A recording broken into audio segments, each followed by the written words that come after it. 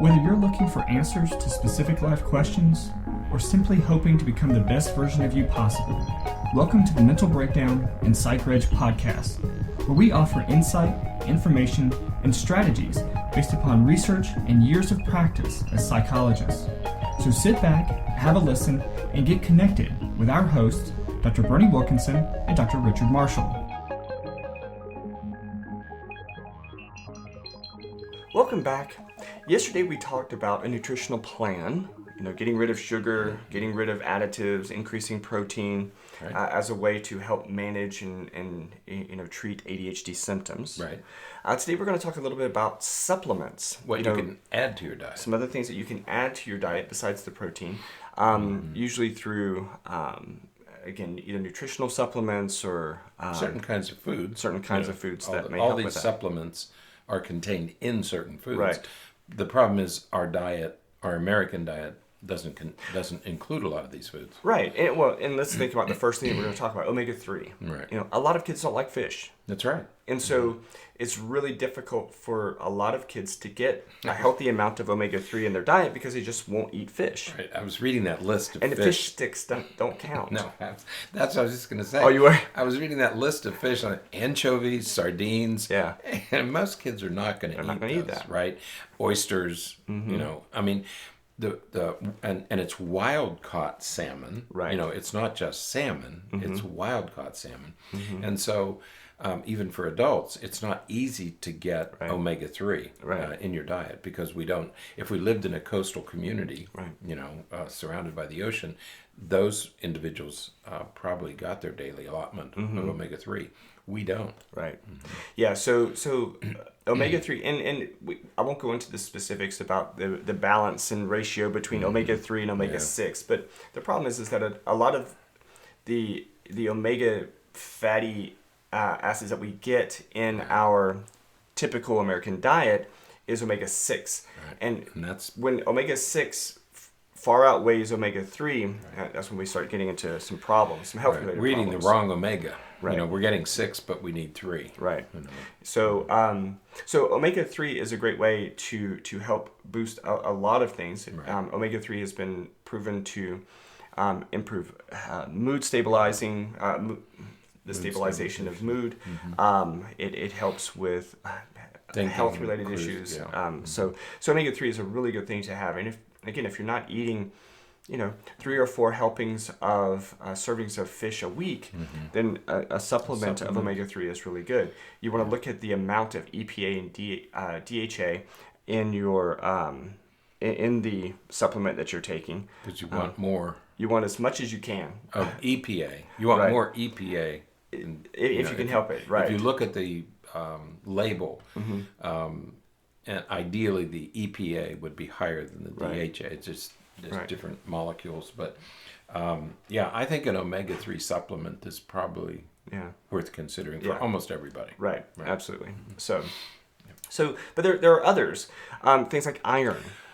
I didn't know about iron. Iron but is there really are some important. new studies coming out, and it's interesting because I know some people who are borderline anemic. They're not really anemic, but they have consistently low iron, low energy.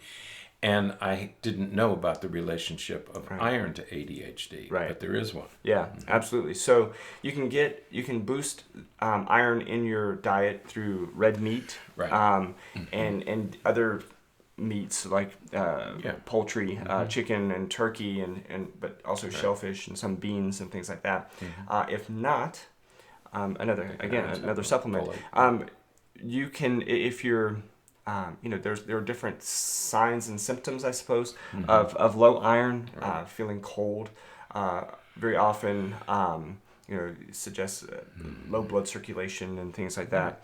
So you want to have your iron levels checked, and if they're low, then they're easy to check. The thing about iron is it comes through in a lab test. The problem with the lab test is you're not in an abnormal range when you still might be low. Right. Okay? And so, talk to your doctor and see if you might have a low iron. You're not anemic, but you might have low iron. Right. And we're talking about it here because there was a study done that showed that, on average, kids with ADHD had half the iron in their blood levels than kids without ADHD. Right. So we know there's some association. So there may be some association. There seems to be some association, some link there. Yeah. Some other things: zinc and magnesium. Right. And magnesium is really important for just about anything. Right. It really is. You really have to have a good healthy amount of magnesium in your body. Right. You can get it from your diet, but it's available. You want to get, ideally, you would get something called chelated magnesium. It's just magnesium with some of the heavy metals removed. But zinc is important because it helps regulate dopamine levels, which is a hormone we know is really important to ADHD. Immune system functioning. Yeah.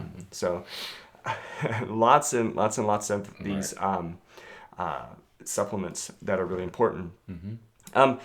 And you can get zinc through a variety of sources. Again, most of it is through protein sources. Right. That's right. You know? So here we go back to that protein. Yeah. We talked about that yesterday, increasing the protein.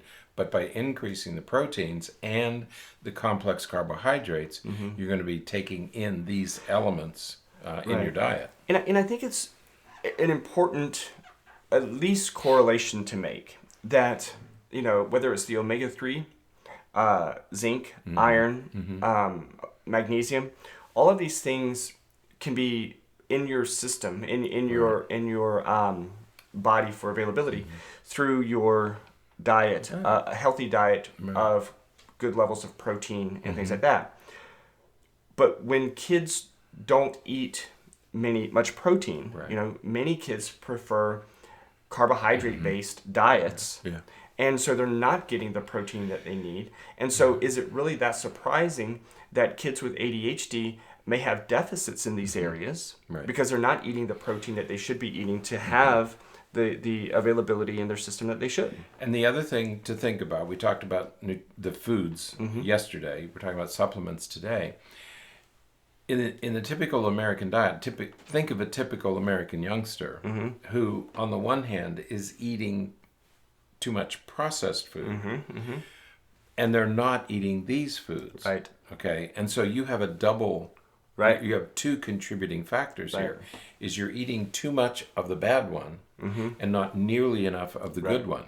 And so there are two things. And if you wonder, well, why are rates of ADHD increasing so much? Let's not get too let's not get too troubled. Let's start with something simple. Right. What are we eating? Right. And that the answer may be there. Right. Yeah. Yep. Now, in the article that we posted for today, they list a number of herbs that can help, which I think are interesting. Some of which really serve as stimulants, for lack of a better word, like ginkgo biloba and ginseng and things like that. You can find those. Actually, they're found in a lot of energy drinks that you may buy. But they help with cognitive stimulation. So they help with some of the ADHD symptoms themselves. I have some Korean ginseng. Yeah, I do. I had a student, and she brought in a whole container, of little individual packets, and I'll bring some in so you can try it. It's really interesting stuff. Yeah. But it's real. She said you can't buy it here. Yeah. She would go home to Korea and bring it back because she knew I was interested in it. And it's interesting enough. I mean, it's easy enough to drink. Yeah. But I'll bring some in. Yeah, that'd be cool. So there's a variety of things that you can try with that. St. John's wort is something that's traditionally known to help with depression, at least mild depressive symptoms, but it may be able to... There's some word out there that it may help with ADHD, but I don't know that it's really. It's mostly for depression. But have you ever tasted valerian root? I have not. It's one of the. But I heard that it's awful. Oh, okay. Because it's one of the ones you see this combination of valerian root and lemon balm. Yeah. Over and over again in these articles. I don't have any experience with valerian root or lemon balm. I have heard. I recommend valerian to patients who, especially those who have a difficult time settling to sleep at night, and they say that it's extremely effective. Oh, it's very helpful in getting to sleep, but it tastes bad. Okay. And so you have to take that into consideration. And the other thing is to remember that not all valerian root is not valerian root is not valerian. There's some companies that do a better job than other companies do. Absolutely. So be careful of where you get it. Make sure it's a reputable supplier. Right. Yeah. And it may be that I don't know. I didn't know about the lemon balm stuff until reading some of these articles, but I'm wondering if the lemon balm really kind of just helps with some of the taste. For flavor, right? Yeah. And, although citrus is one of those things that you might find calming too. Right. You know? Yeah. Absolutely. So there. I guess the bottom line here is that there are lots of supplements and things that you can add to your diet to help with some of these ADHD symptoms. And I think that based upon everything else that we've talked about this week, it makes sense. Right. As you were saying, it makes sense that if you're eating a diet high in simple carbohydrates, high in food additives, low in protein, low in some of the food things that we know contain some of these essential minerals and nutrients that we know we need, it would make sense that we would have an increase in ADHD-like symptoms. Right. And so flipping that around, getting rid of some of the sugar, getting rid of some of the food additives, and increasing protein and some of these nutrient-rich